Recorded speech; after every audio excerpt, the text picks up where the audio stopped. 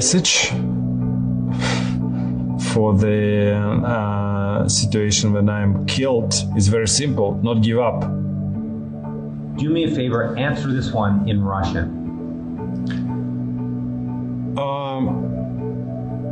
И здесь у меня просто очевидная вещь. Ну, не сдавайтесь. Не надо, нельзя сдаваться. Если это произошло, это означает, что мы необыкновенно сильны в этот момент, раз они решили меня убить. Ну и нужно использовать эту силу. Не сдаваться. Помнить о том, что мы огромная сила, которая находится под гнетом вот этих вот чуваков плохих, лишь потому что мы не можем осознать, насколько действительно мы сильны. Все, что нужно для торжества зла, это бездействие добрых людей. Поэтому бездействовать не надо.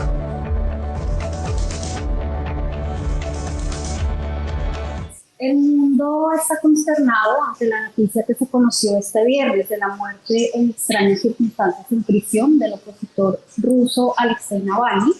Navalny era un abogado de 47 años que cumplía una condena de 30 años y era desde hace años un símbolo de resistencia y de lucha por la libertad que ha inspirado a muchos ciudadanos alrededor del mundo, no solo a sus conciudadanos.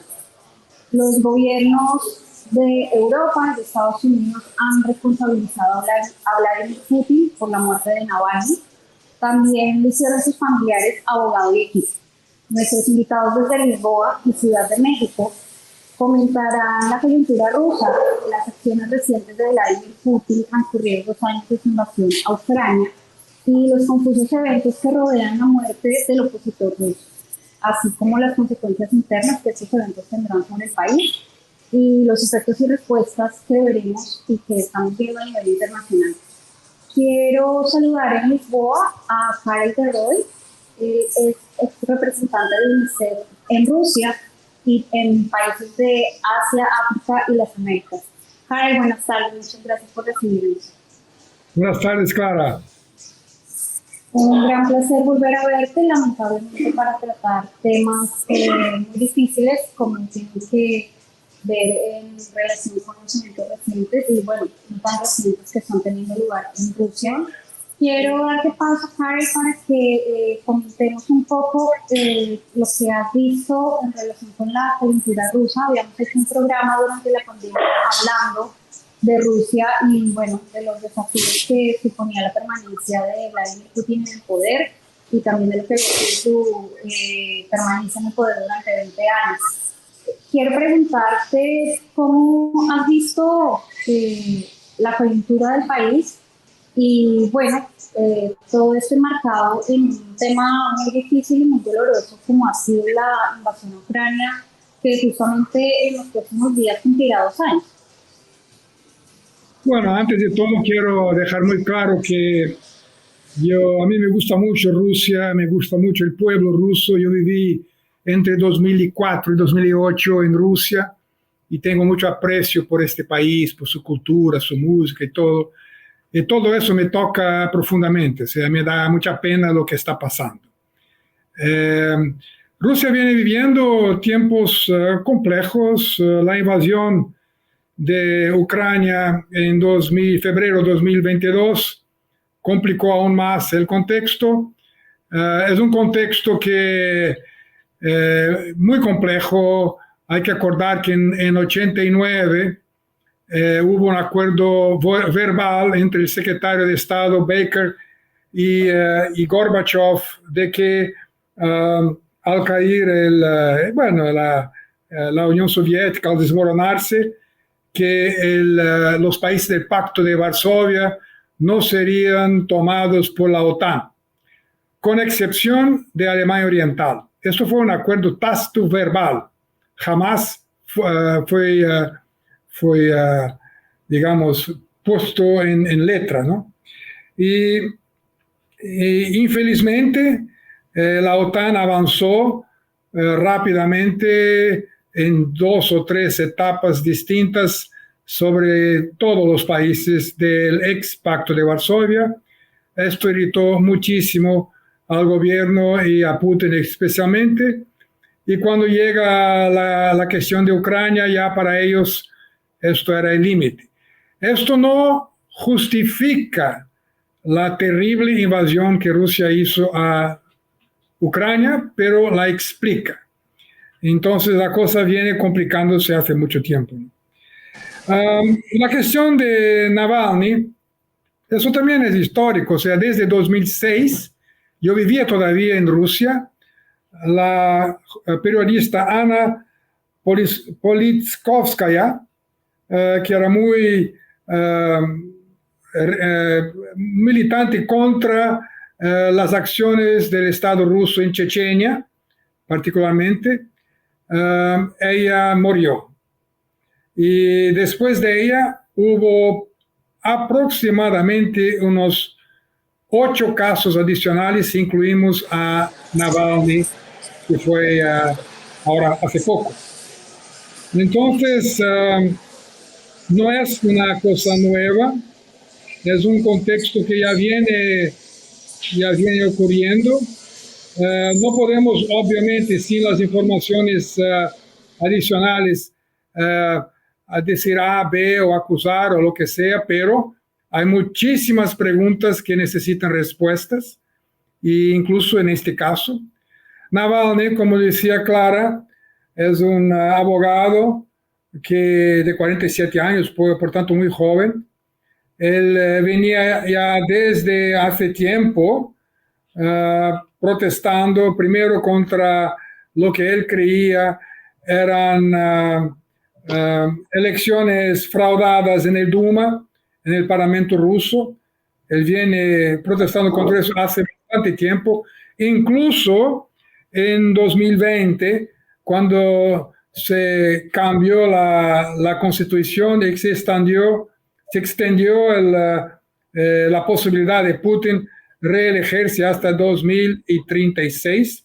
Él lideró protestas muy fuertes en esta ocasión, pero también hizo investigaciones sobre empresas del Estado ruso y sus accionistas, y descubrió que había oligarcas muy próximos a Putin, muy ricos, con una riqueza que no era explicable con los ingresos que tenían como funcionarios del Estado ruso. O sea, todo eso le puso en una situación muy compleja con relación al Estado ruso. Entonces, esto es la consecuencia de actos que vienen ya hace mucho tiempo. Y bueno, es muy triste que cualquiera que se opone a Putin, infelizmente, termina de esta forma. Es muy doloroso lo que hemos visto en los últimos días, también muy conmovedoras las escenas de su familia. Mario, ¿cómo has visto estos hechos? Y bueno, ¿cómo has visto lo que ha sido Rusia desde el programa que hicimos durante la pandemia, en el que analizábamos justamente la permanencia de Vladimir Putin en el poder? Bueno, pues esto muestra su completa falta de escrúpulos para perpetuarse en el poder. Si nada más se opone a su camino, podemos prever que hasta el 2036 se quedará. Pues vemos que recurre a los métodos más descarnados, más inescrupulosos, ¿no? Pues recientemente recordemos que el Yevgeny Prigozhin, el polémico fundador del grupo de mercenarios Wagner, pues también murió en circunstancias no aclaradas en un supuesto accidente aéreo, pero que bien pudo haber sido provocado por los servicios secretos de Putin. La versión de que Navalny murió en prisión por un estado de salud precario, pues es poco creíble. En todo caso, bueno, pues si su salud era precaria era porque las condiciones de su prisión pues eran severas, más que severas, eran terribles. Y todo apunta a un asesinato de Estado, todo apunta a un acto intimidatorio para pues disuadir a otros que intenten oponerse a los designios de Vladimir Putin, de perpetuarse en el poder.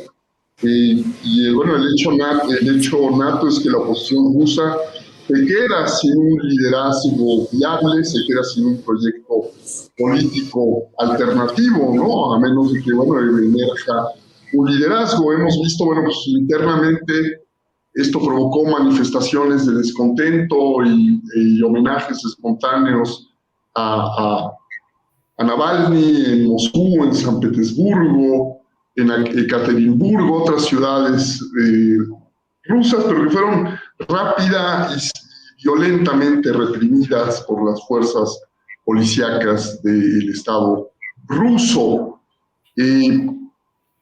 Externamente, pues ha provocado el repudio casi unánime en las cancillerías y gobiernos europeos.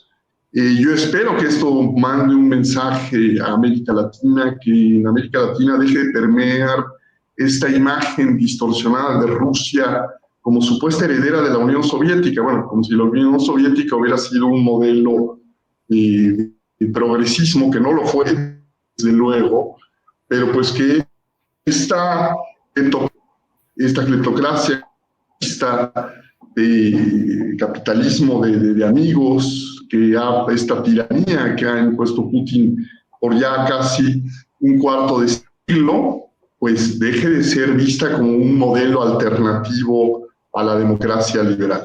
Realmente es muy preocupante lo que está sucediendo en Rusia. Vemos las imágenes de los ciudadanos que se acercaban a dejar flores y eran violentamente reprimidos. Algunas declaraciones que tomaron medios internacionales mostraban mucha tristeza en los rostros de los ciudadanos rusos. Eran imágenes muy desoladoras. Y quisiera tomar unos minutos con ustedes para que tratemos, porque también en estos días se cumplirán los 2 años de la invasión de Vladimir Putin en Ucrania. Mario, ¿cómo has visto esta situación? Y bueno, ¿qué podemos esperar que vamos a ver este año? Bien, bueno, pues a 2 años de la invasión rusa a Ucrania, pues el mundo contempla con sorpresa cómo Ucrania ha resistido este embate, ¿no? De manera, pues yo diría que bastante exitosa. No solo ha logrado contener los avances de lo que parecía pues una ofensiva imparable que iba a acabar anexionando a ese país, ¿no? No lo han logrado, sino que incluso ha habido contraofensivas exitosas de parte de Ucrania, que ha tenido, ha logrado atacar la flota rusa en el Mar Negro. En Crimea ha atacado incluso objetivos en la propia Moscú, cosa que, ha demostrado no solo una resistencia valiente, sino una audacia y una capacidad de respuesta que pues, nadie hubiera esperado hace 2 años. ¿Qué podemos esperar? Bueno, pues la situación está un poco empantanada y la Unión Europea ha brindado todo el auxilio posible a Ucrania, y ahora, el temor, la espada de Damocles que pende es que un posible triunfo de Donald Trump en las elecciones norteamericanas, estadounidenses, en noviembre de este año, pues pueda significar el fin de la ayuda estadounidense a Ucrania, lo cual pues sí comprometería seriamente la viabilidad de la resistencia ucraniana en este conflicto. Eso es algo que ha provocado temores y que ha llevado a que Europa acelere las ayudas. Vimos que, apenas pasó de milagro la iniciativa del presidente Biden de enviar ayuda a Ucrania en el Senado, pero se espera una oposición más férrea de parte de los republicanos en la Cámara de Representantes de Estados Unidos. Pero eso pone en tela de juicio la capacidad, la posibilidad de que los ucranianos mantengan esta resistencia. Y como has visto, ya que lo mencionas, el tema de la contienda electoral norteamericana y cómo puede influir o afectar el tema de Ucrania, ¿cómo has visto el papel de los gobiernos de América Latina frente a la invasión rusa en Ucrania? Porque no han sido todos, pero hay algunos que realmente nos han impresionado negativamente. Bueno, pues muy lamentables, ¿no? Ayer mismo Lula tuvo un desfiguro, por decirlo menos, ¿no? Al decir que no había que apresurarse a calificar la muerte de Navalny como un asesinato de Estado, bueno, donde claramente se posiciona a favor de Putin. Bueno, pues uno entiende que la pertenencia de Brasil dentro de los BRICS pues haga difícil una condena de Rusia, aunque bueno, Brasil e India nominalmente son democracias, cosa que ni China ni Rusia lo son. Entonces yo creo que tendría que hacer valer ese papel, sobre todo porque bueno, pues Lula mismo fue víctima de un intento de una algarada por parte de los partidarios de Bolsonaro para impedir su triunfo, ¿no? Entonces, bueno, estamos viendo que esta muerte viene además de manera muy cercana a los próximos comicios rusos, que van a ser una completa farsa, porque pues Putin va virtualmente solo, ¿no? En el caso, bueno, pues el caso de Colombia, Petro también ha sido lamentable en sus declaraciones, y el presidente mexicano López Obrador, al acceder a una entrevista de la corresponsal de Russia Today y de darle una gran difusión, pues ha enviado un mensaje pues de que, en pocas palabras, la muerte de Navalny le tiene sin cuidado, ¿no? Y que su adhesión a Rusia es completa. Ya esto empieza a causar porque, bueno, pues hablan de que la cantidad de espías que Rusia tiene encontrados en la embajada rusa en Ciudad de México es la mayor que en cualquier lugar del mundo, ¿no? También, bueno, vemos que Russia Today se anuncia en la Ciudad de México, en el transporte público, en el metro, en las estaciones del Metrobús, nuestro Transmilenio, pues con bombo y platillo, cuando está prácticamente prohibida en toda Europa esta agencia que evidentemente distorsiona las noticias y que, bueno, trata de influir en los procesos democráticos y que, bueno, buscará hacerlo en las elecciones mexicanas del próximo junio. Ese es un gran temor que existe. Muchas gracias, profesor Mario, y quiero dar paso para terminar nuestro programa el día de hoy a Karen y Lisboa para tratar un poco este tema de las consecuencias internas y de los efectos y respuestas a nivel internacional que vienen y que vendrán con la muerte de Navalny, en un contexto en el que, justamente como mencionaba Mario, Vladimir Putin va a elecciones dentro de pocos días sin oposición. Bueno, antes de todo, tocando un poco en la cuestión de Ucrania, yo no soy muy optimista con relación a lo que puede pasar ahí. Yo veo una fatiga en términos de los estados, de los gobiernos europeos. Hay el riesgo de Trump de no darle continuidad. Hay que acordar que Rusia tiene 4 o 5 veces más personas que Ucrania, o sea, movilizar gente para la guerra de parte de Ucrania no es fácil. O sea, yo no estoy muy optimista con relación a un éxito de Ucrania en todo esto. Por otro lado, hay que acordar que Rusia tiene prisa porque la economía de Rusia ha sufrido muchísimo. Unas 1,000 empresas occidentales han salido de Rusia en el año 2022 y hay por lo menos 700,000 expertos muy cualificados que también salieron a buscar empleo en otra parte. Hay por lo menos 700,000 personas que fueron convocadas para la guerra, o sea, también la mano de obra salió de ahí, aunque no sea cualificada. Y bueno, todo eso tiene un impacto muy fuerte sobre la economía. O sea, hay prisa de la parte de Rusia para resolver esta situación. Yo veo la muerte de Navalny, no se sabe bien explicar, pero el propio hecho de este hombre estar en una cárcel en Siberia ya muestra una debilidad de la parte del gobierno ruso, porque no tener oposición, no permitir oposición ninguna, muestra una debilidad. Y me da mucha pena porque Rusia tiene muchísima gente cualificada. Y el hecho de que Putin no organizó su gobierno para que haya personas que pueden seguirlo, aunque con su doctrina, pero personas diferentes, es una pérdida inmensa de oportunidad. Entonces yo veo todo eso también como debilidad del Estado ruso. Quiero agradecer a nuestros invitados su deferencia, su tiempo y bueno, lamento mucho los problemas que hemos tenido hoy de conectividad. A propósito de lo que decía Karen, una periodista cubana, no sé si la tienes presente, Joanny Sánchez, decía en su artículo, en su columna de opinión, hablando de Navalny, Vladimir Putin había recluido a Navalny en una fría prisión en el Círculo Polar Ártico, que tenía tanto miedo al abogado de 47 años que trató de sepultarlo en vida, lejos de Moscú, de las calles rusas y de sus colegas en la lucha contra la corrupción.